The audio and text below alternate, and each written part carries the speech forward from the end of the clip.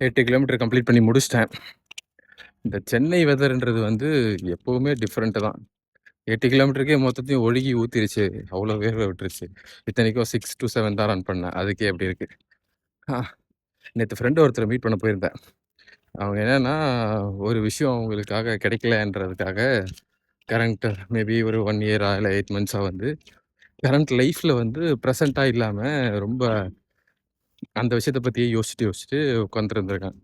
நேத்து பேசும்போது நான் என்ன சொல்லிட்டு வந்தேன்னா, அது உங்களுக்கு வர வேண்டியது உங்களுக்கு வரதான் போகுது. அதுவரைக்கும் நீங்க உங்களோட லைஃப்ப வந்து என்ஜாய் பண்ணாம, வாழாம இருக்கிறதுல என்ன யூஸு? இல்ல என்ன எது வந்து கரெக்ட்டு அப்படின்னு எனக்கு தெரியல. நீங்க முடிஞ்ச வரைக்கும் அந்த மொமெண்ட்ல இருக்க பாருங்க. ஸோ அப்படி இருந்தா தான் நீங்க அடுத்த அந்த விஷயம் கிடைக்கும்போது கூட நீங்க சந்தோஷமா இருப்பீங்க. கிடைக்கலனாலும் சந்தோஷமா இருப்பீங்க. ஸோ ஆப்வியஸ்லி கிடைக்க தான் போது. உங்களோட எஃபர்ட்னால. பட் ஸ்டில் நீங்க கரண்ட் இருக்கிற டைம வந்து வேஸ்ட் பண்ணிட்டீங்க அப்படின்னா, அந்த டைம் ரிட்டர்ன் வராது. ஸோ எல்லாருக்கும் நான் அதான் சொல்லுவேன். Just live in the moment.